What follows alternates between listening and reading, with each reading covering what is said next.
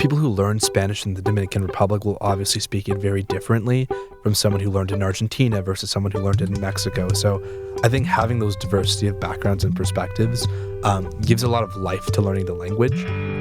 I got more comfortable with how every student spoke and how the professor spoke, and I can now have conversations with my dad in Spanish, which is great for him, too. He misses it, too. You're listening to Speaking of Language, a podcast recorded at the Language Resource Center at Cornell University. Each week, we explore a topic related to language pedagogy and second language acquisition. This week on Speaking of Language, we learn about Cornell's Spanish for Heritage Speakers courses from current and former students. Welcome to a new episode of Speaking of Language. I'm Angelica Kramer, the director of the Language Resource Center at Cornell University. And I'm Sam Lupowitz, the LRC's media manager. Today, we continue our series of conversations with Cornell students. We are joined by a few students who took Spanish for Heritage Speakers courses. We'll hear about their experience and what they gained in terms of language and cultural skills and awareness. Now, let's start out by having each of you introduce yourself and tell us a little bit about your background with languages. Mary K, as the faculty member who coordinates and teaches these courses, why don't you get us started? Yeah, I'm Mary K Redmond, a senior lecturer in Romance Studies. I first learned Spanish through immersion by living in Chile. Then I studied it. Then I worked in Spanish, using Spanish, and now I've been teaching Spanish at Cornell in many different courses, and it all contributes to my interest in working in the heritage Spanish courses. Wonderful. And we have 3 of your former students with us in the studio today. Who wants to get started? Hi, I'm Alexander Adrogué. I'm a junior chemistry major, and I think my progression in Spanish has been very non-linear because, for context, my background is that my father immigrated from Argentina and my mother immigrated from Russia. So my household is a trilingual household. Very cool. And because of that, I think they decided very early on that speaking 3 languages at home would be very tricky. So we picked that I'd speak English and Russian at home, and I'd learn Spanish more in schools and with my outside family. So when I'd go back to Argentina or when I'd be with my family in Houston, I'd learn some Spanish, but a lot of it too was kind of more through the formal academic system. And then more recently, I've been trying to speak to more people of Hispanic heritage because I think there just is something about speaking the language with people of that heritage who understand all the cultural context associated with that. Whereas, if you're in a purely traditional academic context, you're speaking with people who learned it from a textbook and don't understand all the nuance associated with it. So that's sort of my kind of Spanish background. Hi, my name's Isabela Perez, and my background with Spanish isn't a lot. I took standard Spanish classes in high school, and I would pick up phrases and words from what my dad would speak a little bit in the house. But growing up in upstate New York near the Canadian border, most people didn't speak Spanish, so there wasn't a lot of opportunity for it. So that's why this class was very valuable for me because I learned a lot. Hi, my name is Frida Herrera.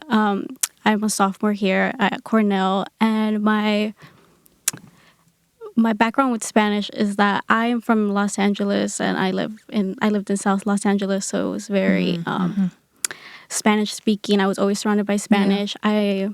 Even my family speaks a lot of Spanish. However, because my parents are second generation, in our household, we didn't speak Spanish very much to each other. It was a lot of English. So again, I took this course in hopes of bettering my Spanish and feeling more comfortable to speak with my grandparents and even people in my community. Sure. All right, great. Well, welcome to Speaking of Language, Alex, Bella, Frida, and Mary K. Mary K, before we hear from your students, would you please talk a little bit about the Spanish for Heritage Speakers courses and their goals?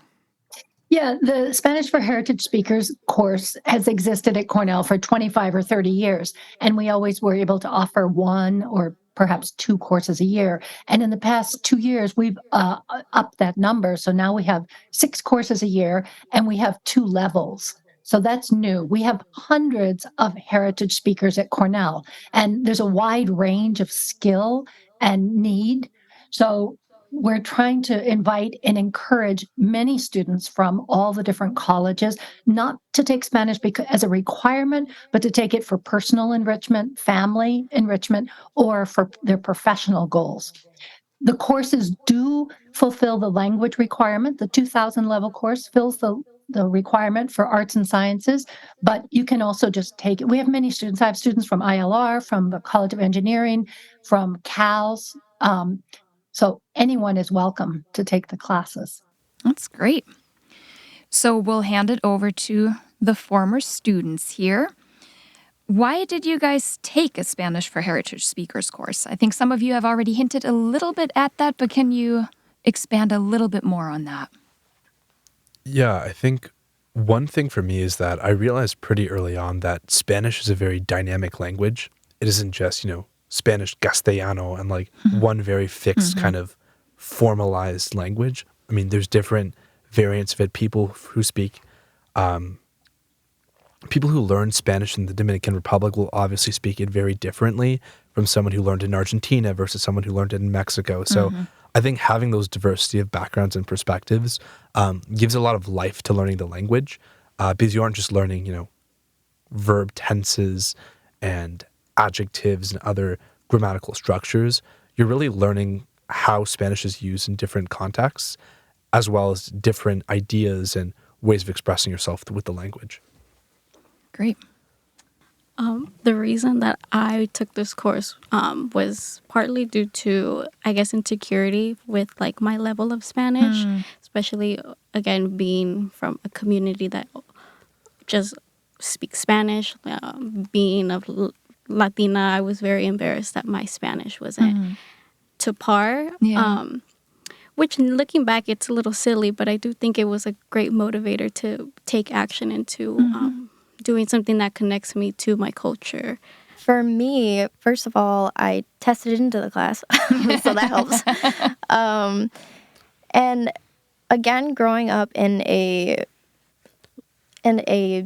area where there was just not a lot of Hispanic people, I'm pretty sure my family is the only Hispanic population in our town. Oh, wow. I always felt this sort of pressure in Spanish classes in high school because I was the only Latina there. Sure. So I felt like I had to be the best there. I had to speak the best, and I just saw this class and thought I would be a little bit more comfortable because there would be people who are similar to me who feel that discomfort and who just want to get better in a very similar environment to what I grew up with. Yeah, for sure. So what wound up being valuable to you in this experience? I think there was a lot of things that were very valuable in this class. First of all, just getting more comfortable with the language again, and learning more about different people's cultures and, of course, my own. I think that again, coming from a bunch of different cultures and backgrounds was very helpful. And yeah, I think just getting more comfortable in the Spanish language and being able to learn from other students, because everyone had their strengths and weaknesses. Like, I came into the course being pretty, well, in my terms, bad at speaking Spanish, but I found that I could write better and I could read. And other people their strengths might be speaking Spanish, but maybe they're not great at writing. So we could kind of help each other out, and that was very valuable in learning a language. Yeah, so a nice community. That's good. Any other things that stood out to you? Yeah, I can add on. So for me, the most valuable thing that I learned is that the process is lengthy, but it's going to be rewarding in the end. I took this course. Well, I took Spanish 1250 and 2000. So I had Mary K twice.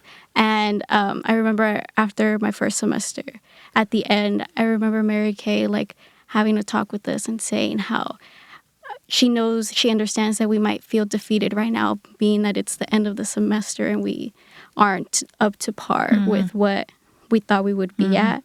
But understanding that it's all part of the process. And that helped me a lot because I was feeling very unmotivated to keep going because I was like, I can't, like, how is it that I'm still struggling? Like, I thought I would do a lot better. But after hearing Mary K speak to us and also knowing that other students were in my same position of feeling like, oh my God, we can't do this anymore. It was very encouraging. And I mean, it's motivated me because I took Spanish the spring after and I'm taking Spanish right now. So that's nice. the best thing that I've learned from the course. Yeah, awesome.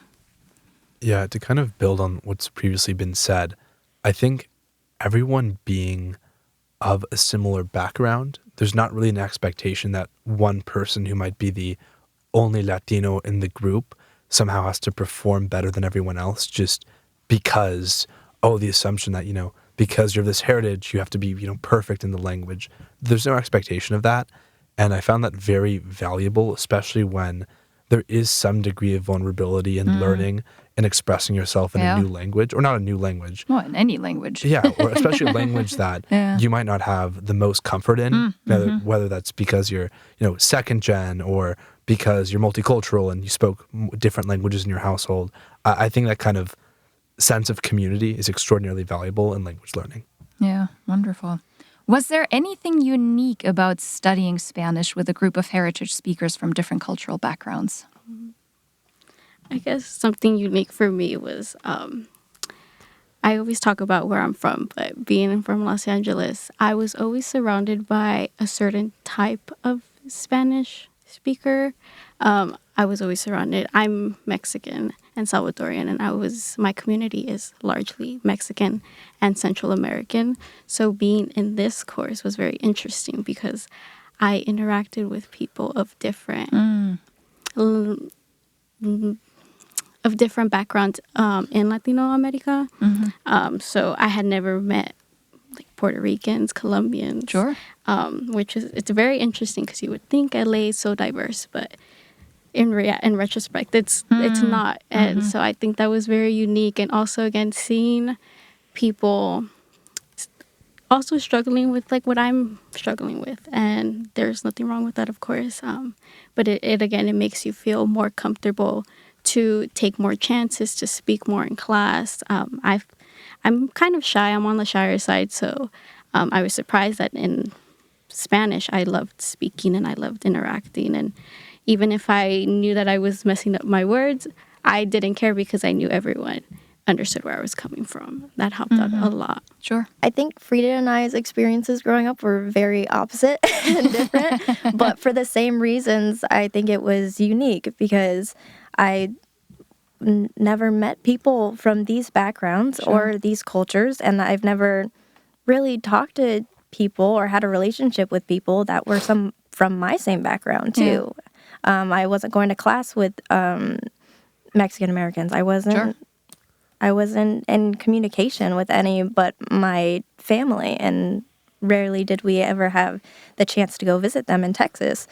And I think also it goes back to us having different understandings of the language and the cultures, and just having different strengths and weaknesses, again, that we could help each other out with, because that was very helpful. I think another thing that like the course made me think about a lot was, there's so many different cultures within Latino America, and there's so many different perspectives. And I think kind of like the entire idea of Latinidad, or like a unified community, is somewhat new. So I think it's kind of, an exploration of that. It's thinking about what does it mean to have a shared linguistic background, even if the countries our family is from, or where we grew up is, hundreds, even thousands of miles apart. It's an entire continent. It's a very diverse set of cultures. So I think it's definitely an experiment in just, a unified like Latinidad. I think it's definitely pretty interesting in that context. Did you learn anything that changed your understanding of your parents' or grandparents' cultures? Hearing this question, it reminds me, I always go back to Profesora, maybe you can help us out with this. I don't remember what the reading was called, but it was about a man who came from Cuba, I believe, and then he was born there and he grew up a little bit there, and then he moved to New York City and he grew up the rest of his childhood there. And it was about the generation between people being from Spanish-speaking countries, and then people like his kids were born in New York.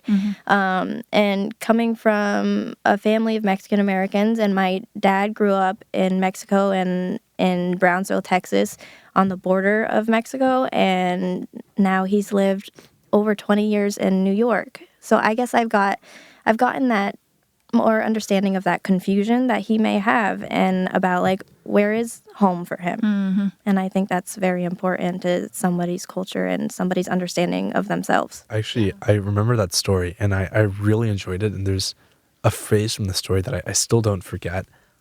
He was describing his father smoking guano, like a cigar, and he was describing essentially his connection to Cuba being like, I think it was like los vínculos de humo, like the smoke coming from the end of a cigar. So this thing that you can like see, it is transient, but it is not that like fixed or even like real. So I think it's just interesting to consider how much of our connection to the countries that our fathers or our mothers or grandmothers or grandparents came from, how real that connection is, and like how much of our cultural identity is in flux, I guess. Why might other students want to take Spanish for heritage speakers? If you had to tell your peers about this, friends from within your community, what would you tell them? Okay, so I feel like I touched on this previously, but I think the number one thing for me was the environment. It was very uplifting and very welcoming, because everyone came from the same background. Not really, but really, we all had this shared experience of like wanting to better our Spanish. We all had the same goal, and that made it so much easier to be vulnerable and open up and make mistakes and ask questions, and again, learn from each other, learn about different cultures within Latin America. Yeah, it was a really great experience, and again, I took it as long as I could, so I did the 2 semesters, and it helped me tremendously, especially right now that I'm taking Spanish 2095. So, What skills that you picked up in this class might be useful for you or anyone else going on to a more advanced Spanish course? for me, it helped set a great foundation, and it also built my confidence in speaking, because with the Spanish for Heritage speakers, it was based off of a lot of communicating and grammar, which is something that I struggled with. And so now in 2095, where we're more focused on literature and writing and composing essays, I don't have to worry as much about my grammar or like the basics, because I already have that foundation that I built from those 2 classes prior. And so now where I have my focus more on is understanding the text and understanding words that I've never heard, even if like conversations with my grandparents, very complex words. Being able to focus on that and going from there. And yeah. So actually, Frida, you just mentioned the level of confidence, right? Yes. Is there anything else when you think back to the specific courses that you took designed for heritage speakers that has gone beyond the academic realm and really helped, like with your, with everyday or with family or something else? Like, how has the course impacted that? I'll just continue for now. It has helped so much speaking to my grandparents, and I think even they have noticed, because I call more frequently, especially when I'm here. And I'm not afraid to make mistakes. And even if they know that I'm struggling, they're willing to like weigh and like allow me to process what I'm saying, and it's just helps so much in that sense. And also during the summer, I was working. I did food service, so I was interacting a lot with people that only spoke Spanish. Sure. So taking orders, not only was I practicing my Spanish more, but I was also utilizing what I had already learned in class now. And again, I just felt more confident speaking to people in my community, even if it was just taking their coffee orders. And I just felt a lot more comfortable, and I understood better, and it was just an easier process. Adding on to what Frida said, my confidence was at an all-time low when I joined this class in the first semester. I remember walking into the first class, and Professor Redmond did not say one word in English. And I sat there, and everyone else was talking to her, and I was like, please don't call on me. I don't know what to say. I don't know what she's saying. And so I had a meeting with her after that first class, and I was like, I don't think I belong here. I don't think I can do this. Yeah. And she told me to stick it out, and she told me that it's just a confidence issue, and that once you keep going, you'll see that everybody else has their own weaknesses, and you'll be able to pull yourself up, and you'll be able to understand. And going along in the classes, I got more comfortable with how every student spoke and how the professor spoke, and I could really understand it. And even though I'm still not the greatest at speaking the language, it still helps. And I can now have conversations with my dad in Spanish, which Perfect. Yeah, it's great. is great for him too. He misses it too.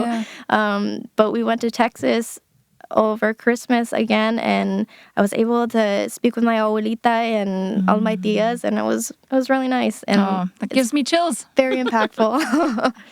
Well, it's been wonderful to chat with all of you about this. Before we sign off, we'd like to ask each of you to share a word in a language you speak, love, are learning, want to learn, that makes you laugh. So who would like to start? So I think we'll start with Alex, because he felt very strongly about his word, and he was first to pick one. So whenever I you're think ready. feeling very strongly is an overstatement, but I feel something, I guess. So I think my word is choripan, because it was a big thing in my childhood. It's like, I don't know if other countries have it too, but it's like you grill like chorizo, and then you like slice it in half, and you take like bread, grill it, put the chorizo on the bread, and then you put like chimichurri over it, and then that's choripan. Big thing in Argentina. But I don't know, the word choripan just seems very goofy. So I don't know. I was like, what is that? Yeah. But yeah. Sounds delicious. This Yeah, is it's something quite that good. happens sometimes when we're trying to get people to do words that make us laugh. We just start words that make everyone in the room hungry. Yes. It's literally just like combining like chorizo and pan. Choripan. Yeah. Makes sense. This is a word for some reason that's always stuck with me. I remember we used to have like little Spanish books for kids to like learn the Spanish language, and for some reason this word was in it, and it's espantapajaros, which just sounds ridiculous. And it just means scarecrow, but it's like the weirdest thing to be in a children's book about learning Spanish, and I just think it's a really ridiculous word. There you go. Nice. Okay, I'll say the first word that popped into my head. I feel like it's going to be, I don't know, if it's not appropriate, then we can obviously try it again.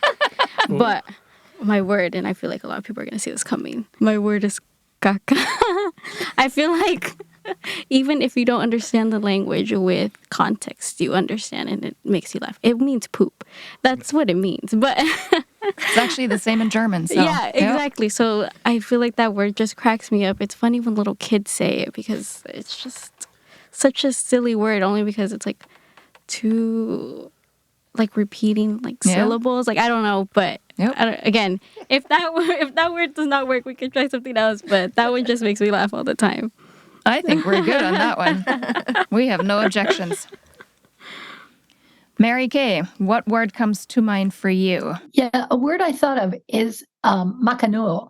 It's It's an old-fashioned expression that one of my old professors from Chile used, and he was not cool. He was very serious, very academic, and he would say this word, and he thought it meant cool, cute, wonderful, like maravilloso, chévere, and he used it in that way. And then I started hearing, as soon as you learn it, then I started hearing other people use that expression for fabuloso, right? It's a kind of an old-fashioned way. And I remember him fondly. There you go. Well, that makes me wonder now what your students will take away and remember about you, because it sounds like you have been a very impactful person for them. So, Mary Kate, thank you for building this program. Thank you. You were cool. Oh, there we go. Isn't that wonderful? Thank you. Well, but seriously, this was amazing. Thank you for sharing your thoughts. And thank you so much for speaking of language with us today, Alex, Bella, Frida, and Mary Kay. Thank you. Thank you. Thank you. Adios. Adios. Adios. Ciao. Next week, we'll hear from Peidong Sun about fashion and politics in 20th century China. Until then, Auf Wiederhören. The Language Resource Center is located on the ground floor of Stimson Hall on Cornell's main campus in Ithaca, New York. Check us out on the web at lrc.cornell.edu. or follow Cornell LRC on Facebook, Twitter, and Instagram. Speaking of Language is produced by Angelica Kramer and Sam Lupowitz. Recorded by Sam Lupowitz. Original music by Sam Lupowitz, Dan Gable, and Joe Gibson. Thanks also to the College of Arts and Sciences at Cornell University. As a reminder, the ideas and opinions expressed on this podcast do not reflect those of the College of Arts and Sciences or any other official entity of Cornell University. We thank our listeners, and do stay tuned for our next episode.